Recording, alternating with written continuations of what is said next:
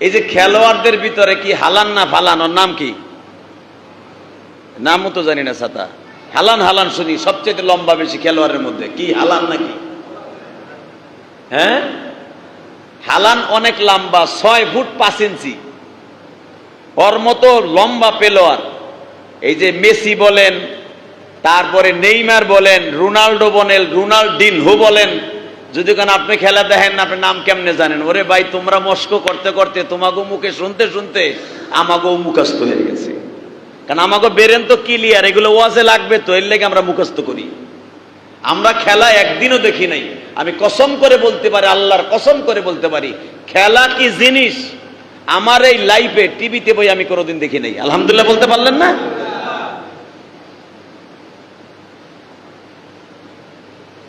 নরওয়ের যে প্লেয়ারটা এই এতগুলা দেশ খেলতেছে, সবচেয়ে লম্বা, এবং ওরে দেখলে মনে হয়, আমার একজন বলল কালকে, ওরে বলে দানবের মতো দেখা যায়, দানবের।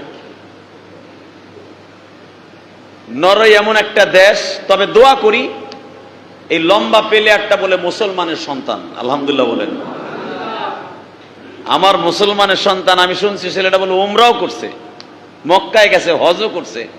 জানি না সত্য মিথ্যা আল্লাহই ভালো জানে। এআই দিয়ে অনেক কিছু বানানো যায়। এআই দিয়া কাফনের কাপড় পরাইয়া, এহরাম পরাইয়া একটা খ্রিস্টানরাও হাজি বানানো যায়, কোনো ব্যাপার না।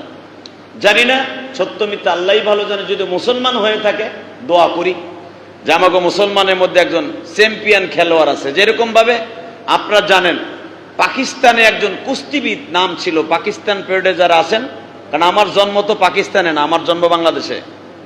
আমার জন্ম 75-এ। আলহামদুলিল্লাহ বলেন। আমার জন্ম কত? আর যুদ্ধ হয়েছে কত সালে? 71-এ। তা তো আমি জানিই না পাকিস্তান কি। আল্লাহ তো মনে রাখবেন, পাকিস্তানের একজন খেলোয়াড় ছিল, কুস্তিবিদ, নাম ছিল তার কি নাম কইতে পারবেন? ওর আসলাম নাম ছিল তার। আরে মুখে আসে না, নাম ছিল তাহলে মোহাম্মদ আলী কেলে। হ্যাঁ, এখন তো গলা ঝুলে ঝুলে কইতেছেন, মনে নাই। নাম কি? মোহাম্মদ আলী। জোরে কন। এক। দ্বিতীয় নাম্বারে দেখেন, মুসলমানের ভিতরে আজ থেকে 1300 বছর আগে একজন কুস্তিবিদ ছিল, খেলোয়াড়, যাকে টপকাবার মতো, হেলানের মতো, মেসির মতো। আর কিসের কার সেটা মেসি আর বেশি বেড়া। পৃথিবীতে যত বড় বড় শক্তিশালী পুরুষ, মহাপুরুষ জন্ম দিয়েছেন সব মুসলমানের মধ্যে। সুবহানাল্লাহ কইলেন না? দেখেন আমি এক একজনের নাম বলি। পৃথিবীতে সবচাইতে বড় শক্তিশালী ছিলেন আমার বাবা আদম। জোরে। লম্বা ছিল 120 হাত। দ্বিতীয় নম্বরে শক্তিশালী ছিলেন মহিলাদের মধ্যে একজন, তার নাম মা হাওয়া। জোরে আসেন। তৃতীয় নম্বরে দেখেন পৃথিবীর সবচাইতে বড় শক্তিশালী, নাম তার শীস আলাইহিস সালাতু ওয়াস সালাম। উনিও নবী। জোরে কোন মারহাবা। এরপরে আসেন, শীস নবীর জামানায় আরেকজন নবী জন্ম নিয়েছিলেন। সে ছিলেন 35 হাত লম্বা, তার নাম ছিল ইদ্রিস নবী। এই শীস নবীর ছেলে ইদ্রিস নবী, যে পৃথিবীতে সর্বপ্রথম এই কাপুর আবিষ্কার করেছেন। কোরআন শরীফের কথা, ওয়াযকুর ফিল কিতাবি ইদ্রিস ইন্নাহু সিদ্দীকুন নাবিয়্যা। ও নবী মুহাম্মদ, ওয়াযকুর ফিল কিতাব, অর্থাৎ ফিল কিতাব মানে আপনার কোরআনে স্মরণ করেন, ইদ্রিস ইন্নাহু সিদ্দীকুন নাবিয়্যা, যেই সিদ্দিক নবীকে আমি আল্লাহ কিছু অ্যাবিলিটি দিয়েছিলাম। এক নম্বরে পৃথিবীতে সে ছিল একজন ইঞ্জিনিয়ার। পৃথিবীতে চুলা বানাইয়া ভাত পাক করনেওয়ালার প্রথম ইঞ্জিনিয়ার ইদ্রিস নবী। এর আগে কেউ ভাত পাক করার চুলা বানাইতো না।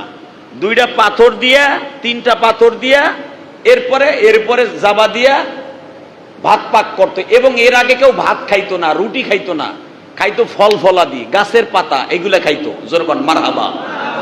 ওই জামানায় জাতীয় খাবার ছিল ফল ফলাদি, খেজুর, কিশমিশ, অর্থাৎ পাকায়া খাবার সিস্টেম পৃথিবীতে সর্বপ্রথম আবিষ্কার করছে যিনি, চুলা দিয়া, তার নাম ইদ্রিস নবী। কে কে? এবং পৃথিবীতে সর্বপ্রথম এই কাপুরের কাপুর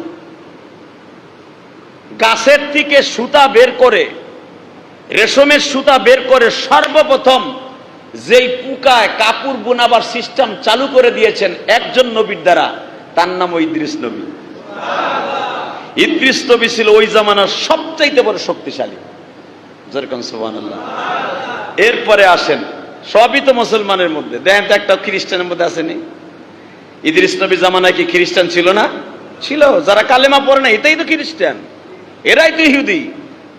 আসেন, এরপরে চতুর্থ নাম্বার যিনি পৃথিবীতে সবচেয়ে শক্তিশালী বীর বাহাদুর ছিলেন, ওনার নাম ছিল নূহ নবী। উনি লম্বা ছিলেন 30 হাত। সুবহানাল্লাহ। খাওয়ার পরে কইয়েন যাই। আসেন, এরপরে শক্তিশালী দেখেন, একজন নবী জন্ম নিলেন, তার নাম দাউদ নবী। সে কত বড় শক্তিশালী জানেন? আমার দিকে তাকাবেন, কোন দিকে তাকাবেন না, আমি কোরআন থেকে বলছি। দাউদ আলাইহিস সালাম সূরা হাদিদের মধ্যে আসছে। হাদিদ মানে লোহা। হাদিদ মানে কি? সূরা আম্বিয়া, হাদিদ, সূরা নূহ, সূরা আম্বিয়া, কালাম, 4টা সূরার মধ্যে আসছে। দাউদ নবীর এত শক্তি ছিলেন, উনি লোহার চাকাকে, লোহার প্লেটকে এইভাবে হাতে নিয়ে চাপ দিলে পানি হয়ে যেত। জোরে, আরো জোরে, আরো জোরে।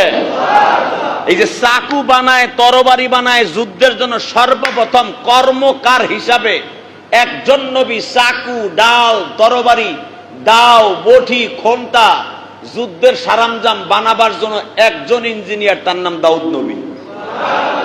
এর আগে কোন মানুষ দাও, খন্তা, লোহার জিনিস দিয়া মানুষের সাথে যুদ্ধ করতো না, পাথর দিয়া, বড় বড় লাঠি দিয়া মারামারি করত, অথবা বড় বড় গাছকে কাতরার মতো সুসালি বানাইয়া ওইটা দিয়ে কোবাইতো। বোঝেন না আমার কথা?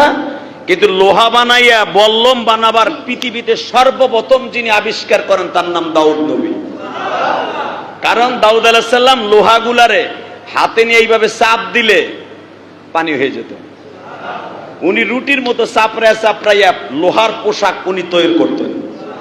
যুদ্ধের পোশাক সর্বপ্রথম এই পৃথিবীতে সর্বপ্রথম বানাইছে দাউদ নবী। আরো জোরে। এটা কি আমার কথা না আল্লাহর কথা? এক এক নবীকে এক একটা কোয়ালিটি দিছে। যেরকম আপনার আমি দেখাই, আপনাকে ওই মসজিদে আমার আগে বহুত খতিব ছিল না? আমার ওয়াজের স্টাইল, আমার বলার ক্যাপাসিটি, এবং সারা পৃথিবীর এমন কোন দেশ নাই আপনার এই খতিব সাহেবের ওয়াজ চলে নাই, যায় নাই। ধরেন, এখন ধরেন আমার আগে যত খতিবা ছিল তাদের মাঝে আমার মাঝে একটু ডিস্টেন্স আছে না নাই? কথা কয় না? আবার আমি চলে যাব, আমার চাইতে বড় একজন খতিব আসবে, অথবা আমার নিচেও আসতে পারে। কথা বলেন না কেন? কিন্তু এক একজন নবীকে আল্লাহ এক একটা কোয়ালিটি দিয়ে সম্পূর্ণ করে বানাইছেন। এক একটা নবীর এক একটা মুজিজা।